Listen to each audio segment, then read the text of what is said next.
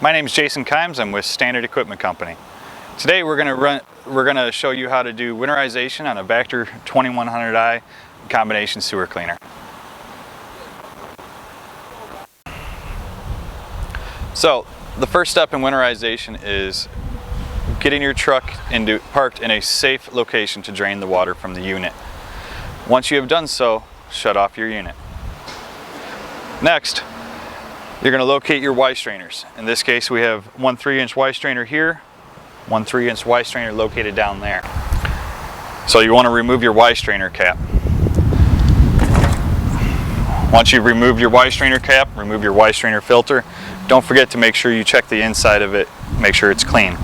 You can simply store in your toolbox right here. Now, for your second Y strainer, what you can do is you can close your rotor pump inlet valve. The reason you want to do this is you're going to block off all the water to the water pump itself.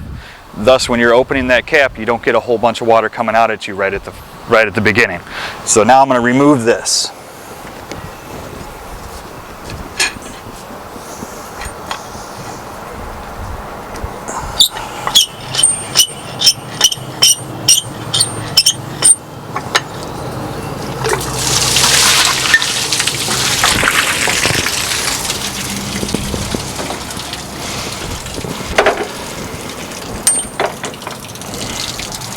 Once you've removed both Y strainer caps, you want to locate your heat exchanger drains.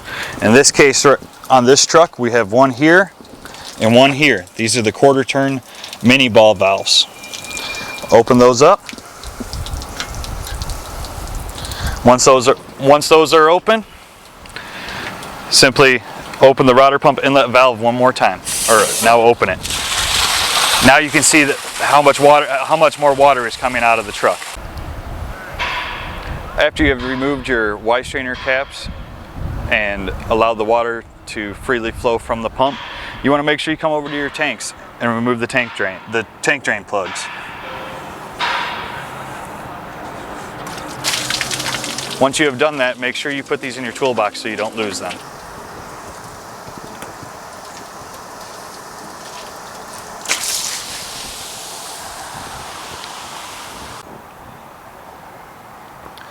Next, you want to disconnect your high pressure handgun coupling, lateral hose coupling, any other hose reels that you might have attached to the truck. The next thing you want to do is start the truck, leave it idle, and activate your hydraulics. For the 2100i, that would be jet mode. After you have started the truck and engaged your hydraulics, come up to your front hose reel, make sure to remove any nozzle that you might have attached to the hose, and then head back to the rotor pump itself and open up your water pump drain valves.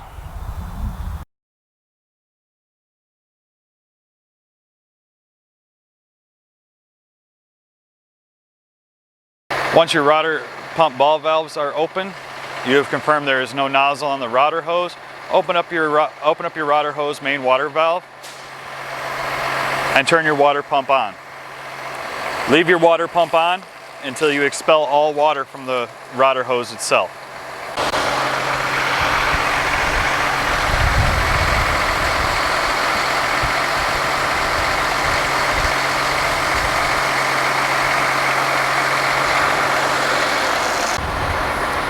Once you've used the rotor pump to expel all the water from the rotor hose, use plastic ties to secure the end of the hose to the previous wrap.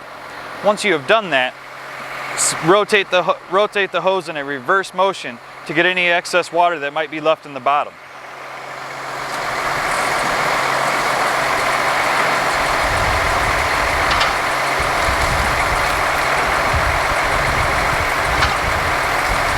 Once all water is expelled from the high pressure hose reel, walk the hose out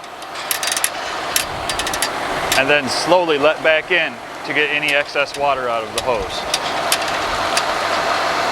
Now it is time to remove all drain plugs in the system. Start off with making sure that your accumulator ball valve is open. Remove drain plug.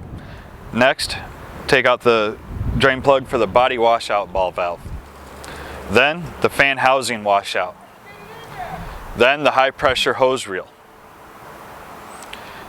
Last is the water block going up to the hose reel, generally located by the front driver's side tire. Once you have removed all these plugs, your truck is now ready to be stored.